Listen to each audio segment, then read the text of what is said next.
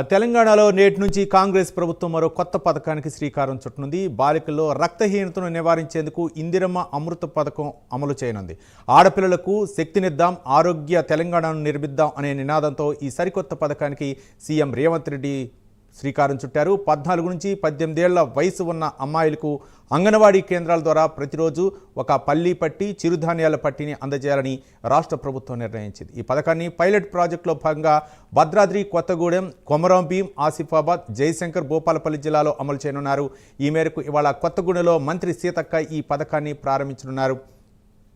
దీనిపై మరింత సమాచారం మా కరస్పాండెంట్ అజీం అందిస్తారు. అజీం, ఇందిరమ్మ అమృతం అనే పేరు మీద ఏదైతే కొత్త పథకాన్ని తెలంగాణ ప్రభుత్వం ప్రారంభించబోతుంది. ఈ రోజు పైలట్ ప్రాజెక్ట్ లో భాగంగా ఏదైతే భద్రాద్రి జిల్లాలోని కొత్తగూడెంలో నేడు మంత్రి సీతక్క ఈ పథకాన్ని ప్రారంభించిన ఇప్పటికే తెలంగాణ ప్రభుత్వం అనేక పథకాలను ప్రారంభించిన విషయం మనకు తెలిసిందే. ముఖ్యంగా మహిళల కోసం కూడా అనేక కార్యక్రమాలను కూడా ఇప్పటికే మహిళా శక్తి పేరిట అనేక కార్యక్రమాలు, అనేక పథకాలను కూడా ప్రారంభించారు. ఇందులో భాగంగా ఈ రోజు ఏదైతే బాలికల్లో రక్తహీనతను నివారించేందుకు ఏదైతే ఇందిరమ్మ అమృతం అనే పథకాన్ని కూడా ఈ రోజు ప్రభుత్వం ప్రారంభించనుంది. ముఖ్యంగా ఆడపిల్లలకు శక్తినిద్దాం, ఆరోగ్య తెలంగాణను నిర్మిద్దాం అన్న నినాదంతో ఈ సరికొత్త పథకాన్ని ఏదైతే తెలంగాణ ప్రభుత్వం ప్రారంభించడానికి శ్రీకారం చుట్టింది.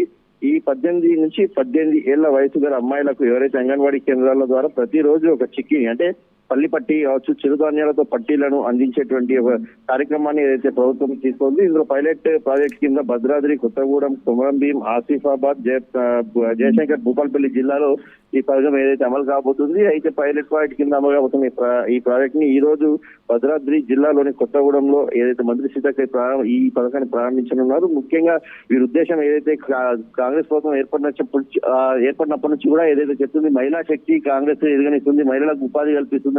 అటు ఆర్టీసీలో అద్దె బస్సులు కావచ్చు, అలాగే మహిళా శక్తి కింద క్యాంటీన్స్ కావచ్చు, ఇలా అనేక కార్యక్రమాలు చేస్తుంది. సో ఇందులో భాగంగా కూడా ఇది ఆడపిల్లలకు శక్తినిద్దాం, ఆరోగ్య తెలంగాణను నిర్మిద్దాం అన్న నినాదంతో ఈ రోజు మరొక పథకాన్ని కూడా తెలంగాణ ప్రభుత్వం ప్రారంభించబోతున్నారు.